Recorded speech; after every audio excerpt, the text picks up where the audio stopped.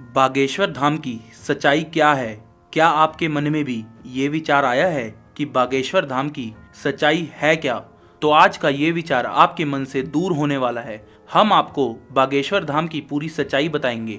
हम आपको बागेश्वर में होने वाले चमत्कार के पीछे का पूरा सच आपके सामने रखने वाले हैं। बागेश्वर धाम के चर्चे पूरे देश में कैसे हुए और क्या खासियत है बागेश्वर धाम के मंदिर की, आज हम आपको बागेश्वर धाम के सच से रूबरू कराएंगे, जिससे आपको भी पता चल जाएगा कि आखिरकार क्या है सच्चाई। दोस्तों, श्री बालाजी बागेश्वर धाम के चमत्कार की आज देश में ही नहीं बल्कि विदेश में भी बहुत चर्चा है, लेकिन बहुत से लोग बागेश्वर धाम में होने वाले चमत्कार की सच्चाई नहीं जानते हैं। बागेश्वर धाम की सच्चाई की बात करें तो हम आपको बता दें कि बागेश्वर धाम के महाराज श्री धीरेन्द्र कृष्ण शास्त्री, जिनको आज पूरे देश में बालाजी सरकार के नाम से जाना जाता है, उनका जन्म छतरपुर के एक छोटे से गांव गड़ा में हुआ था। उनका जन्म एक गरीब ब्राह्मण परिवार में ही हुआ था। लेकिन क्या आप जानते हैं कि आज धीरेन्द्र कृष्ण शास्त्री जी को पूरे देश में एक महान विद्वान और गुरु के रूप में जाना जाता है? उसके पीछे की सच्चाई क्या है, तो हम बताते हैं कि बागेश्वर धाम के महाराज श्री धीरेन्द्र कृष्ण शास्त्री जी भगवान शिव के अवतार हनुमान जी के परम भक्त हैं। उन्होंने 12 साल की छोटी उम्र से ही बालाजी की सेवा शुरू कर दी थी। उनकी उसी तपस्या का प्रभाव है कि वह आज किसी भी व्यक्ति के कष्ट को उसके बिना बताए पर्चे में लिख देते हैं। वो यहाँ तक बता देते हैं कि आप क्या सोच रहे हैं।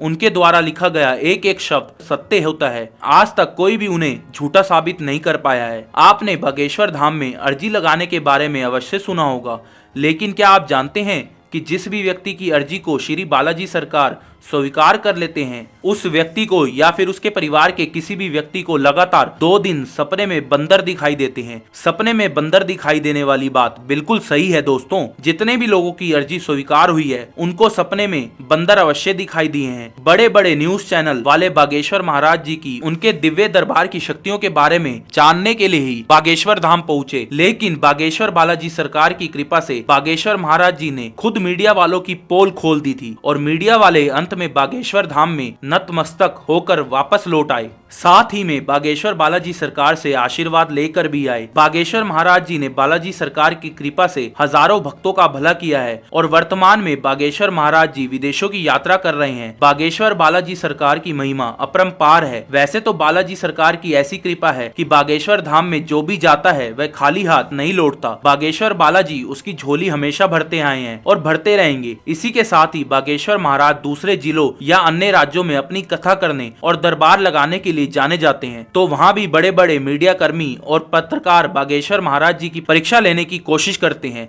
और वो वहां भी असफल होते हैं। लेकिन बागेश्वर महाराज जी की तरफ से पत्रकारों को चैलेंज दे दिया गया और उस चैलेंज में पत्रकारों को हार का सामना करना पड़ा और अंत में पत्रकारों को बागेश्वर महाराज और बालाजी के चरणों में नतमस्तक होना पड़ा। बागेश्वर धाम भारत और विश्व का एक प्रसिद्ध तीर्थ स्थल है। बागेश्वर धाम में बालाजी सरकार की कृपा है। बागेश्वर धाम के पुजारी पंडित धीरेन्द्र कृष्ण शास्त्री गर्ग जी हैं। यह भारत का एकमात्र चमत्कारी धाम है जिसने साइंस और टेक्नोलॉजी को हिला कर रख दिया कि ऐसा कैसे हो सकता है। बागेश्वर धाम के महाराज पर बालाजी की असीम कृपा है, जिससे महाराज बड़ी आसानी से ये सब कर पाते हैं। इसके पीछे महाराज का कठोर परिश्रम है और यही बागेश्वर धाम की सच्चाई है। अब हम आपको बागेश्वर धाम के इतिहास के बारे में बताते हैं। बागेश्वर धाम का इतिहास बहुत पुराना है। बागेश्वर धाम की सच्चाई या सच यह है, लोगों की मान्यताओं के आधार पर बागेश्वर धाम मंदिर चंडेल कालीन है और सन 1986 में ग्राम वासियों के द्वारा मंदिर का जीर्णोद्वार करवाया गया था और उसके उपरांत ग्राम कड़ा के बाबा सेतुलाल गर्ग चित्रकूट से दीक्षा लेकर अपने गाँव गड़ा में प्राचीन कालीन मंदिर पहुँचे। उसके बाद वह राम कथा के साथ साथ झाड़ फूक का काम करने लगे और इस तरह बागेश्वर धाम चर्चित होने लगा। कई बार विशाल भंडारे के आयोजन किए गए, जिसमें बागेश्वर धाम की लोकप्रियता बढ़ती चली गई।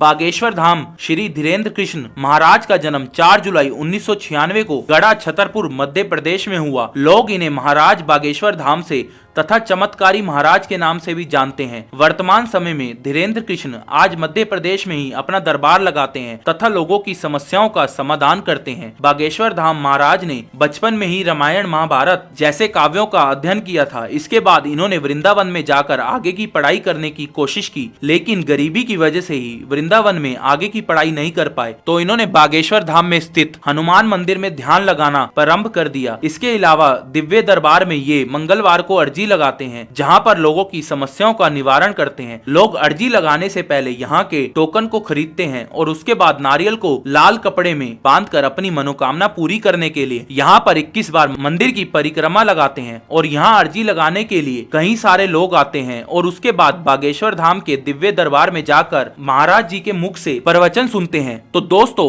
अब तो आपको पता चल गया होगा कि बागेश्वर धाम कोई पाखंड नहीं है, बल्कि आस्था से भरा हुआ स्थान है, जहाँ पर लोगों की समस्याओं का समाधान होता है। क्या आपने बागेश्वर धाम के बारे में सुना है और क्या कभी आप बागेश्वर धाम गए हैं? आप हमें नीचे कमेंट सेक्शन में जरूर बताएं। और साथ ही साथ ऐसे वीडियोस को देखने के लिए हमारे चैनल को लाइक और सब्सक्राइब करना ना भूलें। हम आपके लिए इसी तरह की वीडियोस और भी लाते रहेंगे। तब तक के लिए धन्यवाद।